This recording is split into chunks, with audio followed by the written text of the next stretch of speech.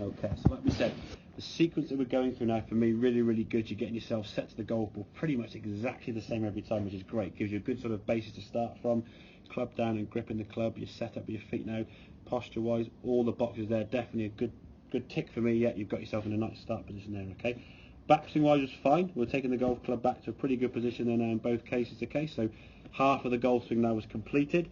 The problem was before you were swinging the club to here and sort of stopping when we got to the golf ball. Partly through to lack of confidence. I think I just don't want to hit the golf ball because it's going to be bad, so if I just do less it'll be less bad kind of thing. As you came back down here now in hitting area, everything stopped, the club bottomed out a bit early, and then we sort of just flicked it. Generally went a little bit to the left if we didn't hit the ground behind the ball, or we may have hit half the ball and whisked it across the green there, or hit the ground behind the ball. Anytime the club bottoms out early behind the ball, the resulting shots aren't going to be very good, okay? So what we're going to try to do now from here is complete the swing and complete the circle right the way through. So if you see this one here now swinging through, there's actually more of a finish to that swing. This one here you sort of finished, kind of wanted to go through a little bit but not really. That one there was a bit of an element of a complete version. You look at that right foot there, that's usually a telltale sign. Now we're not independently moving that right foot. No, it's but going the on hip, its own. exactly. Yeah. The hip itself, as the body rotates, if you get the torso, your right hip and right shoulder around that far, the right foot will just kind of follow. If you see the right hip on this one here now is a bit further back than your right shoulder, it's all going a bit sort of flicky with the top half rather than getting all the body to move again. And that's the thing with the golf swing. There's lots of moving parts in the golf swing. You can't move them all independently, okay? It's like driving a car. You turn your steering wheel one way, the four tyres, the drive shaft, the axle underneath the car all follow suit with that one movement and turns the car that way.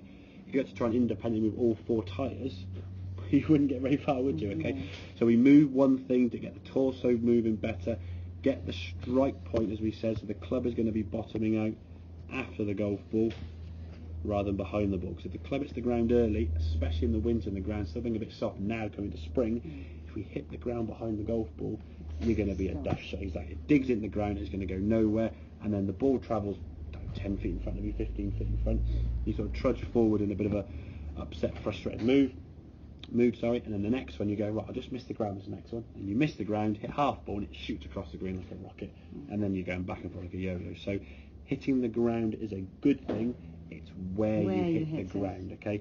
So the practice, as we said, put those two objects there, set yourself up with a golf club there in between, and just try and get a contact now this side of the object, okay? So you're swinging back down here now, because you're going to be the movement. You can also see your lower half there moving, that movement there where your knees there moving over to that left side, that club now striking the ball coming down, and that club is still low after the shot's been hit, staying down through the shot. See the loss of that golf club now, sending the ball away, nice up in the air, hitting it sort of 50 yards with your pitching wedge. And I said, with each club, it'll be about 7 yards or so. Yeah.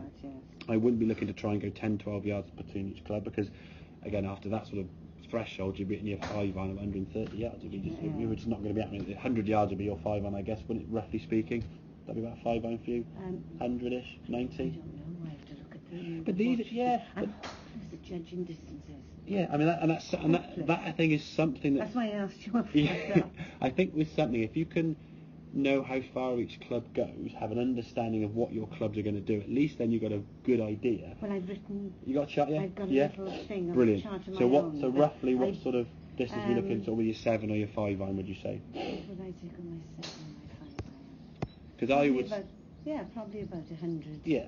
Yeah. I would say you're looking around about what I would call your sort of 7 or 8 iron, your what I call your 10% club, in the fact that the distance the club travels, the number on the bottom is 10% of the distance. So your 8 iron would be 80 yards, or your 7 iron would be 70 yards. That sort of ballpark figure I would have, based on your wedge going 50. Yeah. 9 iron would be 60, 8 iron would be 70, 7 iron would be 80. So you're kind of between those sort of two clubs that are roughly about 10% of the distance. Okay, so yeah, 5 iron would be about 100. If you go 12 yards between each club, or 50 or more, it's going to be ridiculous, isn't it? So yeah, keep the yardage quite small. Okay, it's not going to be too much. So that's the thing. When you're on the golf course, if you've got to go over a bunker, is it a 9 or is it a wedge? Well, if it's a 9 or a wedge, it's not going to go that much further anyway. If it's the wrong one, it won't be that far wrong. Put it that way. That's the thing. So focus on a good strike. Hit the golf ball as well as you know you can. And if it's the back of the green, you're putting. Okay. Right. Good stuff. Right, a couple more then, and then we can practice that through the gate there. Do that say at home, or even when you're on the range and hit some shots with the 2 golf balls. It just gives you a visual to sort of try and follow rather than just hitting golf ball and trying to hit at the golf ball. Okay.